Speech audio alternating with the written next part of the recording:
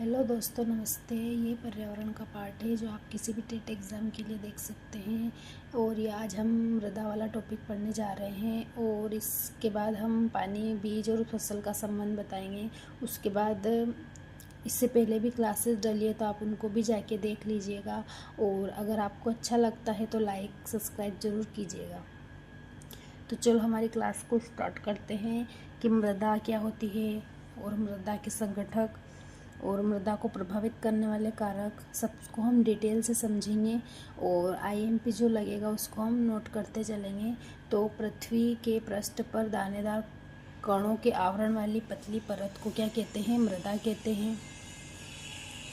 और यह पेड़ पौधों की वृद्धि एवं विकास के लिए आवश्यक खनिज तत्व व जल उपलब्ध कराती है। ये क्या करती है? पेड़ पौधों की वृद्धि एवं विकास के लिए आवश्यक खनिज तत्व एवं जल उपलब्ध कराती है ना। क्या करती है मृदा? अपने जो पेड़ पौधे होते हैं उनके वृद्धि और विकास के लिए खनिज तत्व और जल उपलब्ध कराती है। यह भूमि से काफ़ी नज़दीक रूप से जुड़ी होती है ना, भूमि से काफ़ी नज़दीकी रूप से जुड़ी होती है। मृदा असंगठित पदार्थों से बनी होती है ना। मृदा क्या होती है? असंगठित पदार्थों से बनी होती है। यह अनेक प्रकार के खनिज, जीव जंतु और पौधों के अवशेषों से बनती है। मृदा कैसे बनती है? खनिज, जीव जंतु और पौधों के अवशेषों से बनती है। मृदाओं में एक स्थान से दूसरे स्थान के मध्य काफ़ी भिन्नता देखने को मिलती है ना। मतलब क्या है कि कभी कहीं लाल मिट्टी, कभी कहीं काली मिट्टी, तो ये क्या है? भिन्नता है, दूसरे स्थान से मतलब भिन्न दिखती है ना। तो मृदा पौधों, वनस्पतियों को पोषक तत्व उपलब्ध कराती है। मृदा का क्या काम है? पौधों और वनस्पति को क्या करती है? पोषक तत्व उपलब्ध कराती है। पौधे व अन्य वनस्पति मृदा में ही वृद्धि करते हैं। पौधे और अन्य वनस्पति क्या करते हैं? मृदा में ही वृद्धि करते हैं। मृदा के संगठक देखेंगे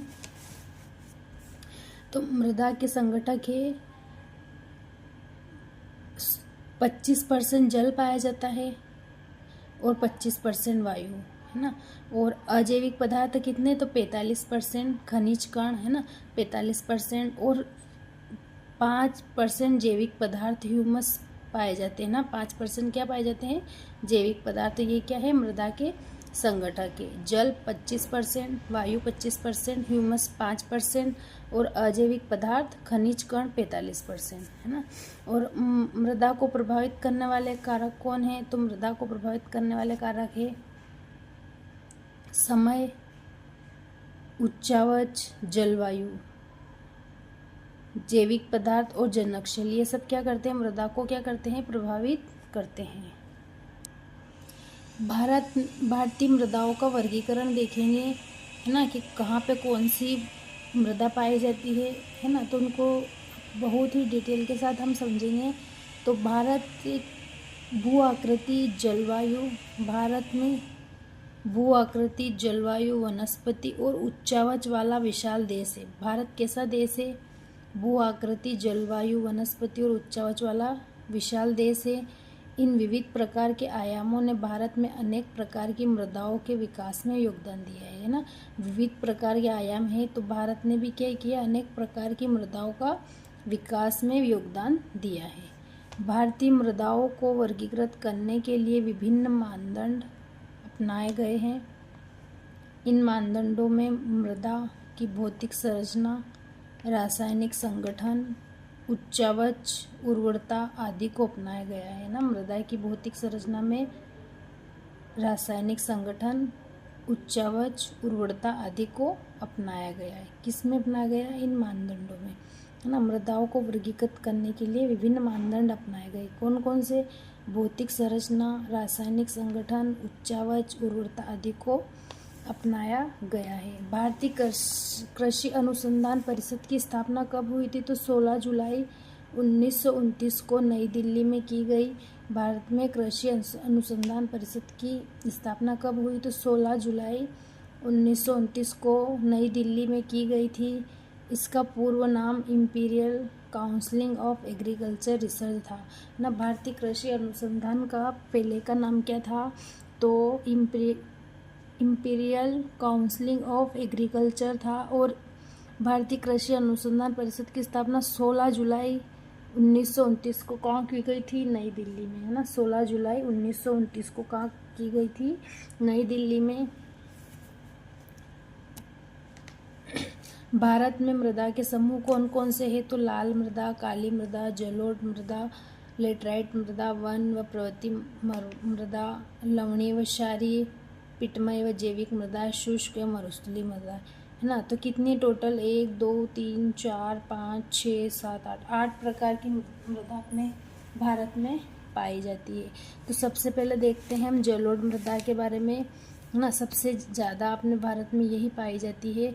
तो जलोढ़ मृदा यह देश में विस्तृत रूप से फैली हुई है ना, और देश की महत्वपूर्ण मृदा मानी जाती है। विस्तृत रूप में फैली हुई है और देश की क्या है? महत्वपूर्ण मृदा भी है जलोढ़ मृदा।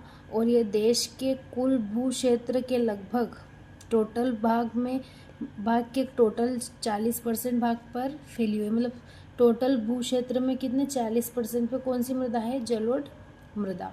अधिकांश जलोढ़ मृदा की प्राप्ति नदियों के तलछटों के निक्षेपण से होती है। जो नदियों के जो तलछट होते हैं उनके निक्षेपण से क्या होती है? जलोढ़ मिट्टी की प्राप्ति होती है। तटीय क्षेत्रों से सागरीय लहरों द्वारा जलोढ़ मृदा का विकास होता है ना। जो तटीय क्षेत्र होते हैं उनमें सागर की लहरों द्वारा जलोढ़ मृदा का विकास हुआ है। जलोढ़ मृदाओं की जनक सामग्री की उत्पत्ति परिवहन से होती है। जलोढ़ मृदाओं की जनक की सामग्री की उत्पत्ति किससे होती है? परिवहन द्वारा होती है। जलोढ़ मृदा में मृत्तिका, सिल्ट और क्ले के अनुपात भी भिन्न होते हैं। जलोढ़ मृदा में क्या होता है? मृत्तिका, सिल्ट और क्ले के अनुपात भी भिन्न होते हैं। और इनका गठन कैसे होता है? बलुई, दोमट, मृत्तिका, दोमट तक होता है। इनका गठन कैसे होते हैं? बलुई, दोमट से मृत्तिका, दोमट तक होता है। जलोढ़ मृदा उत्तर के विशाल मैदान में पंजाब से लेकर असम एवं विस्तृत है। इसके अलावा यह डेल्टाई क्षेत्रों में ज़्यादा पाई जाती है, जो निम्न है ना। तो कहाँ कहाँ पाई जाती है? पंजाब से लेकर असम तक विस्तृत है। और ये इसके अलावा डेल्टा क्षेत्रों में भी पाई जाती है ना, उत्तर के विशाल मैदान में। कहाँ पे? उत्तर के विशाल मैदान में पाई जाती है ना। इसमें महानदी गोदावरी, कृष्णा, कावेरी के डेल्टा में कहाँ पाई जाती है जलोढ़ मृदा? महानदी गोदावरी, कृष्णा, कावेरी के डेल्टा में। तट के साथ जो जलोढ़ मृदा मिलती है, तट के साथ जो जलोढ़ मृदा मिलती है उसे तटीय जलोढ़ कहते हैं। जो तट के साथ मिलती है उसे क्या कहते हैं? तटीय जलोढ़ मृदा। यह केरल तट और गुजरात के तटीय मैदान में पाई जाती है। तटीय जलोढ़ मृदा कहाँ पाई जाती है? केरल और गुजरात के तट मैदानों में। जलोढ़ मृदा में क्या क्या पाया जाता है? तो फास्फोरिक एसिड, चूना, पोटास की अधिकता और नाइट्रोजन तथा फास्फोरस की कमी होती है। नाइट्रोजन तथा फास्फोरस की कमी होती है। जलोढ़ मृदा भारत की सर्वाधिक उपजाऊ मृदा है। सबसे उपजाऊ मृदा कौन सी है? तो जलोढ़ मृदा। ये मृदा सिंचाई हेतु सर्वोपयुक्त है, मतलब सिंचाई के लिए भी क्या है? अच्छी है। फलीदार फसलों की कृषि जलोढ़ मृदा में नाइट्रोजन की मात्रा को बढ़ाती है। जो फलीदार फसल है उसमें जलोढ़ मृदा में क्या होता है? नाइट्रोजन की मात्रा को ये बढ़ाती है। और बलुई दोमट मिट्टी की जलधारण क्षमता सबसे कम होती है। बलुई दोमट मतलब जल की क्षमता, जल धारण करने की क्षमता कम होती है। कम जल में भी क्या हो सकती है? इसमें फसल अच्छी हो सकती है। इसलिए जो बलुई दोमट मिट्टी है उसमें जल धारण क्षमता करने की क्षमता सबसे कम होती है। सिंचाई की सहायता से इसमें गन्ना, चावल, गेहूं, जूट, मक्का, तिलहन एवं शाक सब्जियों का उत्पादन होता है। सिंचाई की सहायता में इसमें कैसा होता है? मतलब सिंचाई इसके द्वारा गन्ना, चावल, गेहूं, जूट, मक्का, तिलहन एवं शाक सब्जी का उत्पादन होता है। इसके बाद देखते हैं काली मृदा।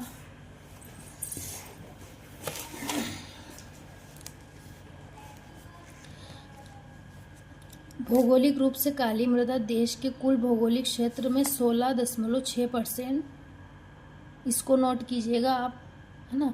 भौगोलिक रूप से काली मृदा देश के कुल क्षेत्र में कितने 16.6% भाग पर विस्तृत है ना। सबसे ज़्यादा कौन सी जलोढ़ है। अब काली मृदा की बात हो रही तो ये 16.6% भाग पर स्थित है। यह विभिन्न राज्यों में 5.46 लाख वर्ग किलोमीटर क्षेत्र में फैली है। कितने क्षेत्र में फैली है? 5.46 लाख वर्ग किलोमीटर क्षेत्र में फैली है। मध्य प्रदेश ये कहाँ कहाँ पर है? तो ये मध्य प्रदेश, महाराष्ट्र, सौराष्ट्र, आंध्र प्रदेश, तमिलनाडु और कर्नाटक राज्यों में मुख्य रूप से है ना। मध्य प्रदेश, महाराष्ट्र, सौराष्ट्र और आंध्र प्रदेश, तमिलनाडु और कर्नाटक राज्य में मुख्य रूप से है। इसे रेंगुर मृदा भी कहते हैं। इसे कौन सी मृदा कहते हैं? काली मिट्टी को रेंगुर मृदा भी कहते हैं। इसमें कपास की खेती अच्छी होती है, इसलिए कपास मृदा भी कहते हैं ना। जिसमें कपास की खेती अच्छी होती है इसे कपासी मृदा भी कहते हैं। इसमें कैल्शियम की अधिकता होती है। काई की अधिकता होती है, कैल्शियम की अधिकता होती है, जिसके कारण इसे ट्रॉपिकल चेरनोजम कहा जाता है। जिसके कारण इसे क्या कहते हैं? ट्रॉपिकल चेरनोजम कहा जाता है। ट्रॉपिकल ब्लैक अर्थ का इसका एक अन्य नाम है ना। एक और नाम क्या है इसका? ट्रॉपिकल ब्लैक अर्थ। और यह दक्कन के लावा प्रदेश में पाई जाती है। कहाँ पाई जाती है? दक्कन के लावा प्रदेश में। भारत में काली मृदा का निर्माण बेसाल्ट लावा के अपक्षय के और अपवर्तन के कारण हुआ। भारत में काली मिट्टी का निर्माण कैसे हुआ? बेसाल्ट के लावा अपक्षय और अपरदन के कारण हुआ है। अर्थात जलवायु और जनकशल दोनों ही की काली मृदा के निर्माण में महत्वपूर्ण भूमिका।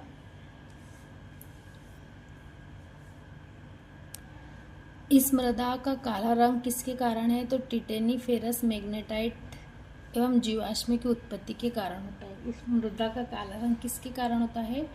टिटेनीफेरस मैग्नेटाइट एवं जीवाश्म की उपस्थिति के कारण होता है। आमतौर पर यह गहरी चिकनी मिट्टी होती है। कैसी मिट्टी होती है? चिकनी मिट्टी, है ना। इसकी पारगम्यता बहुत कम होती है। इसमें तीव्र जल धारण क्षमता पाई जाती है। मतलब इसमें जल क्षमता की तीव्र जल धारण क्षमता पाई जाती है। मतलब ज़्यादा पानी चाहिए इसमें। काली मृदा गीले होने पर फूल जाती है और सूखने पर सिकुड़ने के बाद दरारें पड़ जाती है।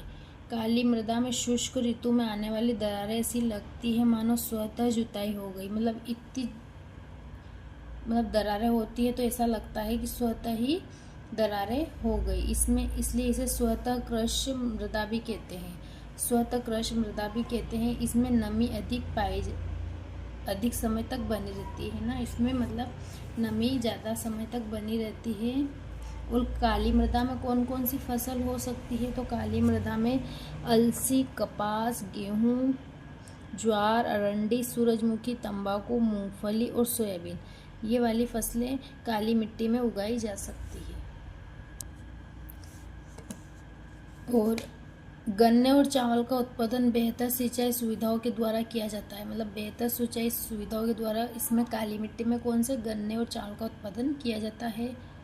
और फल और सब्जियों का उत्पादन इस मिट्टी में किया जाता है। काली मृदा में लोहा, चूना, कैल्शियम कार्बोनेट, पोटास, मैग्नीशियम के समृद्ध स्रोत है।